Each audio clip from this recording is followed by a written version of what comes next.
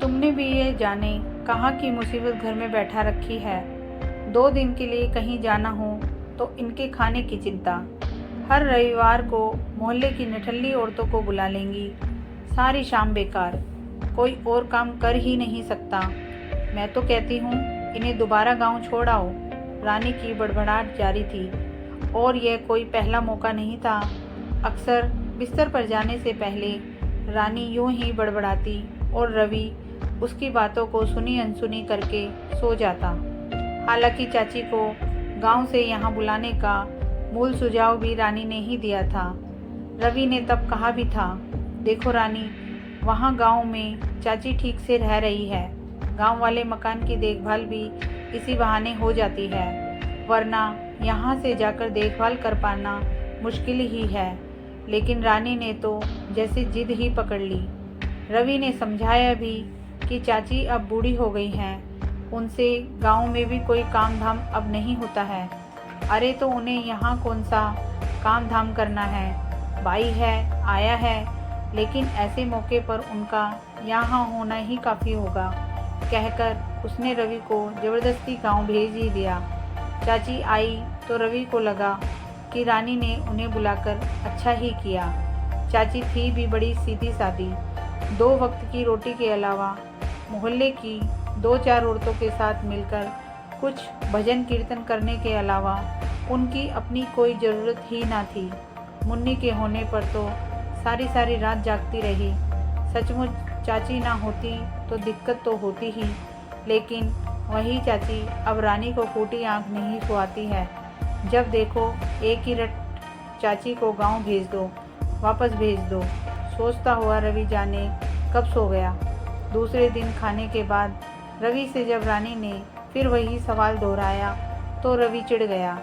आखिर चाची को तुम क्यों वापस गांव भेजना चाहती हो?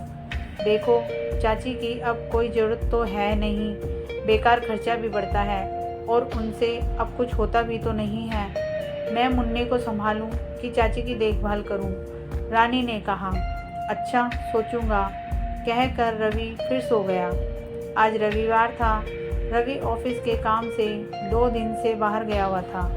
रानी सुबह से ही घर को सेट करने में लगी हुई थी। मुन्नी चाची के पास थी, तभी बाहर का दरवाज़ा किसी ने खटखटाया। इस समय कौन होगा, सोचते हुए रानी ने जाकर दरवाज़ा खोला। अरे रामदीन, तुम इतने सवेरे सवेरे? बीबी जी, साहब ने कई दिन पहले कहा था कि लोन को संवारना है। आज छुट्टी थी, सोचा आज काम पूरा कर दूं। अच्छा हुआ तुम आ गए। मैं सोच भी रही थी कि रामदीन के पास लगता है अब हमारे घर के लिए समय ही नहीं बचा। नहीं बीबी जी, ऐसा ना कहें। अब क्या है कि जब से मनुआ की अम्मा ख़त्म हुई है, जरा घर की जिम्मेदारी बढ़ गई है। बातें करते करते दोनों लोन में आ गए। देखो रामदीन, एक तो ये घास बहुत बढ़ गई है और मैं देख लूँगा, कहते हुए रामदीन ने कमीज उतारी और खुरपी लेकर बैठ गया। अच्छा रामदीन, तुम काम करो, तब तक मैं चाय बनाकर लाती हूँ, कहकर रानी फिर से कमरे में आ गई। काम करते करते कब दोपहर हो गई, रानी को पता ही नहीं लगा। बीबी जी, आकर देख लीजिए और जो कमी हो बताइए। रामदीन की आवाज़ आई तो रानी को होश आया कि काम करते करते काफ़ी समय गुजर गया। लॉन सचमुच नया नया लग रहा था। रामदीन सचमुच मन लगाकर काम करता है। सारी घास जो इधर उधर निकल आई थी साफ़ हो गई थी। फालतू डालियाँ छाड़ दी गई थी। गुलाब के पेड़ के चारों ओर क्यारियाँ बना दी गई थी। वाह रामदीन, तुमने तो इस जंगल को सचमुच देखने दिखाने लायक बना दिया। रानी के स्वर में प्रसन्नता झलक आई। अरे बीबी जी, मैंने क्या किया है? रामदीन को अपनी प्रशंसा सुनकर संकोच हुआ। रानी एक एक पौधे को ध्यान से देख रही थी। गेंदे के पौधे में अभी फूल लगे नहीं थे, लेकिन लगता था कि इन जाड़ों में इन पर इतने फूल आएंगे कि सारा लॉन ही खिल उठेगा। ये तुरई की बेल भी लगता है इस बार फलेगी। टमाटर के पेड़ के पौधों की बाड़ भी ठीक नज़र आ रही थी। रामदीन, ये किसका पौधा है? ये गुलमोहर है बीबी जी। लॉन काफ़ी बड़ा था। सचमुच रामदीन ने मेहनत की थी। अरे रामदीन, तुमने इस पेड़ को फिर छोड़ दिया। 3 साल से देख रही हूँ, ना तो इस पर फूल आते हैं, ना ही फल, बस जगह घेरे यूं ही खड़ा रहता है। पिछली बार भी तुमने कहा था कि इसे काट दोगे, लेकिन तुमने तब भी इसे ऐसे ही छोड़ दिया था, और इस बार भी तुमने छोड़ दिया। रानी की आंखों में लॉन के कोने वाला पेड़ फिर खटका। जब यह कोठी रवि ने खरीदी थी, तब भी लॉन में यह पेड़ था। तभी रानी ने सोचा था कि बाद में इस पुराने पेड़ को कटवा देंगे। बिना फल फूल देने वाले इस पेड़ की आखिर जरूरत ही क्या है। लेकिन कुछ समय रह गया और आज फिर रामदीन ने इसे छोड़ दिया। काट तो देता बीवी जी, लेकिन मेहनत ज़्यादा लगती। क्यों रानी ने रामदीन की बात बीच में ही काट दी।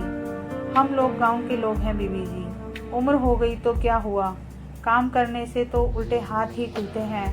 हम मेहनत से जी नहीं चुराते हैं। लेकिन बीवी जी, सच तो यह है कि इस पेड़ को काटने को मेरा मन ही नहीं हुआ।